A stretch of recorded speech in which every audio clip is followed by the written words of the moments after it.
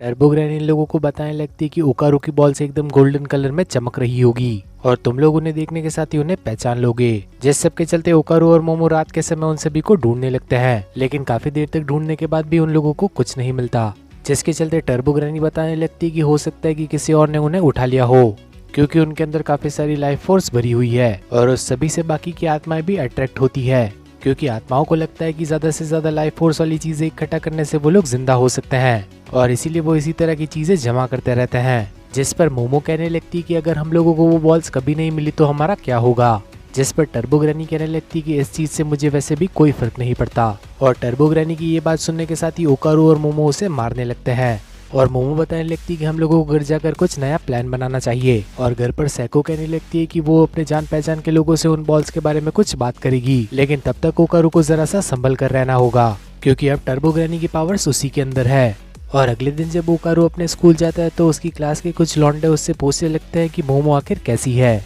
और ये बात सुनने के साथ ओकारू भी सोचने लगता है कि मोमो सचमुच में काफी ज्यादा क्यूट है, क्योंकि जब वो मोमो का दोस्त बना तो उसने उसके बारे में कुछ ऐसा सोचा भी नहीं। लेकिन फिर ओकारू अपने आप को एक जोर का पंच मार देता है, क्योंकि मोमो सिर्फ उसकी एक दोस्त थी और उसके बारे में ऐसा सोचना काफी ज्यादा गलत है। जिस सब के चलते वो लड़का ओकारू से पूछने लगता है कि आखिर तुम दोनों ने कितनी बार किया है, क्योंकि उन लोगों ने सुना है कि मोमो किसी के साथ भी चली जाती है। और ये बात सुनने के साथ ही ओकारू को तो अब दिमाग ही खराब होने लगता है और ओकारू उस लड़के का कॉलर पकड़ने के साथ ही उसे हवा में उठाने लगता है। साथ ही ओकारू उससे पूछने लगता है कि आखिर ऐसे झूठे र्यूमर्स कौन फैला रहा है। वो लड़के भी अब ओकारू से लड़ाई करने को तैयार थे, लेकिन ओकारू अब अपने टर्बो ग्रैनी वाले फॉर्म के अंदर तब्दील हो जाता है और ओकारू चिल्लाते हुए उनसे कहने लगता है कि मोमो उस तरह की लड़की नहीं है, तो उसके बारे में ऐसे र्यूमर्स फैलाना बंद कर दो। ओकारू को इस तरह से देखने के साथ ही वो सभी लड़के काफी ज्यादा डर जाते हैं, जिस वजह से वो लोग ओकारू से माफी मांगने लगते हैं। और ओकारू भी अपने आप को शांत करते हुए अपनी बेंच पर आकर आराम से बैठ जाता है। और तभी ओकारू के बैग के अंदर से टर्बो ग्रैनी बाहर निकलती है। ओकारू टर्बो ग्रैनी को देखने के साथ ही काफी ज्यादा घबरा जाता है, जिस वजह से वो अपने बैग को लेकर सीधा बाहर की तरफ भागता है। और कोने में ओकारू टर्बो ग्रैनी से पूछने लगते हैं कि आखिर तुम यहाँ पर क्या कर रही हो।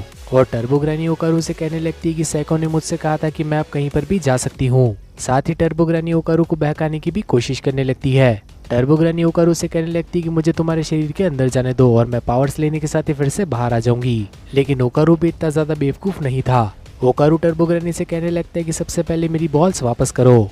और उसी समय पर वहाँ पर मोमो भी आ जाती है, जिसे देख ओकारू काफी ज्यादा शर्माने लगता है।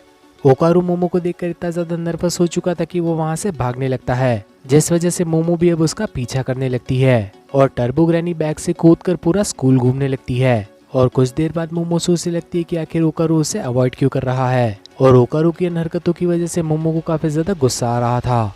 तभी मोमो की फ्रेंड उसे बताने लगती कि ओकारू की उसके क्लास के एक लड़के के साथ लड़ाई हो गई थी, क्योंकि वो लड़का मोमो के बारे में कुछ उल्टी सीधी बातें कर रहा था। साथ ही स्कूल के अंदर कोई मोमो के बारे में उल्टे सीधे र्यूमर्स फैला रहा था, जिस सब के चलते हम लोगों को वही लड़की आयरा दिखाई जाती है। और जब वो घूम रही थी तो सभी की नजरें उसी के ऊपर थी, क्योंकि वो सचमुच में काफी ज्यादा अच्छी दिखती है। साथ ही वो चलते समय लोगों को काफी ज्यादा अच्छे से ग्रीट भी किया करती है, जिस वजह से लोग उसे देख और भी ज्यादा पागल होने लगते हैं। वैसे तो आयरा दिल की काफी ज्यादा अच्छी है, लेकिन पिछले दिन जब मोमो ने उसके सर पर बर्तन गिरा दिया था तो उसका दिमाग काफी ज्यादा खराब हो गया था और उसी ने स्कूल के अंदर मोमो के खिलाफ काफी सारे र्यूमर्स फैलाए थे। साथ ही उस समय आयरा ने मोमो की पावर्स भी देख ली थी, जिस वजह से आयरा को लगता है कि मोमो एक डीमन है और मोमो के पास काफी सारी इवल ताकतें हैं। साथ ही कुछ दिनों पहले आयरा को एक गोल्डन बॉल भी मिली थी, जो कि उसके सर पर आसमान से आकर गिरी थी। और आयरा को लग रहा था कि वो एक महान काम के लिए चुनी गई है, लेकिन ये गोल्डन बॉल तो ओकारू की है।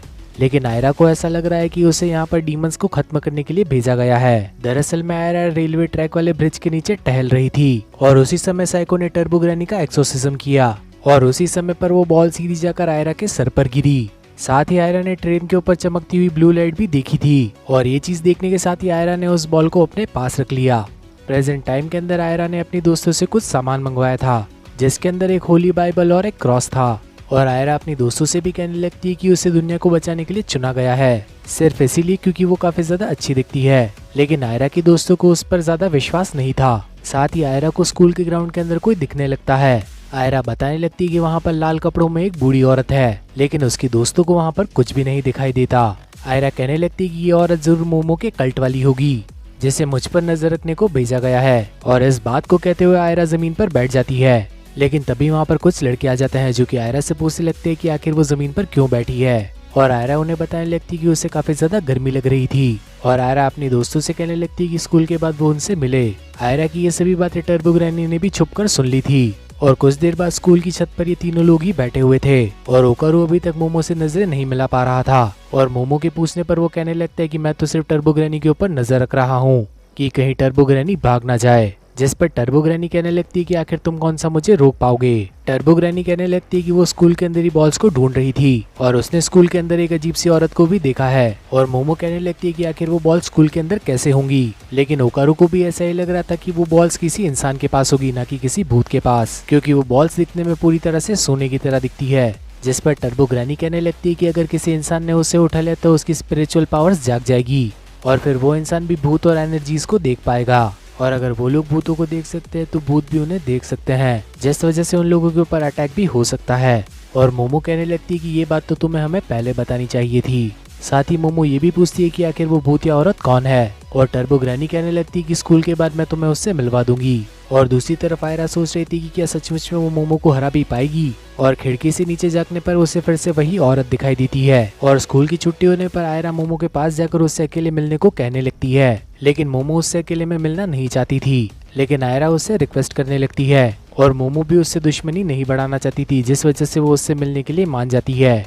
और मोमो होकर उसे कहकर चली जाती है कि वो उससे बाद में मिलेगी। आयरा अब मोमो को एक पुरानी सी बिल्डिंग के अंदर लेकर जाती है, जहाँ पर आयरा के दोस्त उसे पीछे से पकड़ लेते हैं। साथ ही वो मोमो के हाथ भी बांध देते हैं। और आयरा मोमो के ऊपर बैठने के साथ ही उसके ऊपर एक्सोर्सिज्म परफॉर्म करने लगती है। लेकिन मोमो इस चीज से काफी ज्यादा परेशान हो जाती है, जिस वजह से वो अपनी साइकिक एनर्जी का यूज करने के साथ ही उसके दोनों दोस्तों को दूर फेंक देती है। और आयरा को लगने लगता है कि सिर्फ क्रॉस से बात नहीं बनने वाली, जिस वजह से वो ओकारू की बॉल को भी बाहर निकाल देती है।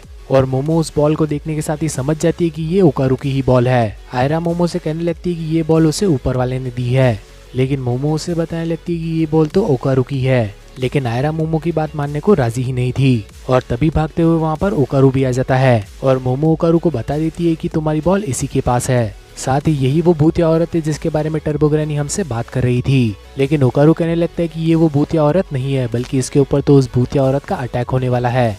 और तभी उस जगह पर वो लाल कपड़ों वाली भूतिया औरत आ जाती है, जो कि आयरा को हवा में उठाने के साथ ही कहने लगती कि वो उसकी मदर है। इस औरत का नाम दरअसल में एब्रोबैक्टिक सिल्क है। ओकारू भी अब ट्रांसफॉर्म होने के साथ ही आयरा को बचाने लगता है, लेकिन उस लाल शैतान औरत की ताकत उससे भी ज्यादा थी, जिस वजह से वो ओकारू को डॉज कर लेती है। और अब वो ओकारू को उठाकर ही खाने लगती है। और मोमो भी ये चीज देखते हुए अपनी साइकिक एनर्जी का यूज करने लगती है, लेकिन वो शैतानी औरत मोमो को दूर फेंक देती है। साथ ही वो ओकारू को पूरी तरह से निगल जाती है। अब वो औरत आयरा से कहने लगती है कि उसने काफी लंबे समय तक इंतजार किया है और अब फाइनली वो उसे देख सकती है। आयरा जब छोटी बच्ची थी तब उसने इस औरत को मॉम बोल दिया था, और ये बात सुनने के साथ ही ये औरत काफी ज्यादा खुश हुई थी। लेकिन आयरा को नहीं मालूम था कि आखिर ये औरत कौन है। आयरा अब मोमो से कहने लगती है कि हम दोनों को मिलकर इस डीमन औरत को हराना चाहिए। और तभी वहाँ पर टर्बो ग्रैनी भी पहुंच जाती है, जो कि इन लोगों को बताने लगती है कि इस औरत का नाम एब्रोबैटिक सिल्की है।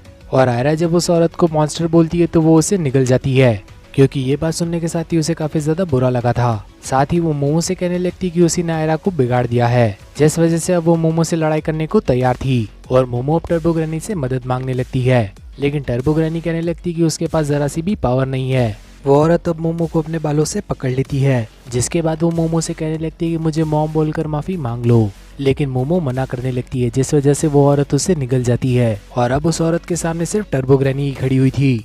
टर्बो ग्रैनी अब सिल्की को धमकाते हुए कहने लगती है कि उन बच्चों को बाहर निकाल दो। साथ ही सिल्की ने मोमो को निगलते समय अपने कुछ बाल भी खा लिए थे, जिस वजह से मोमो उनके अंदर आग लगा देती है। और ये उसने आयरा के उस क्रॉस की मदद से किया, जो कि एक क्रॉस ना होकर एक लाइटर था। और अपने अंदर आग लग जाने की वजह से सिल्की उन तीनों को ही बाहर उगल देती है, और ये तीनों ही उससे लड़ने को फिर से दोबारा रेडी हो जाते हैं। जिस सभी के चलते ये एपिसोड यहीं पर खत्म हो जाता है। तो आखिर आप लोगों को ये एपिसोड कैसा लगा ये कमेंट सेक्शन में बताना मत भूलना।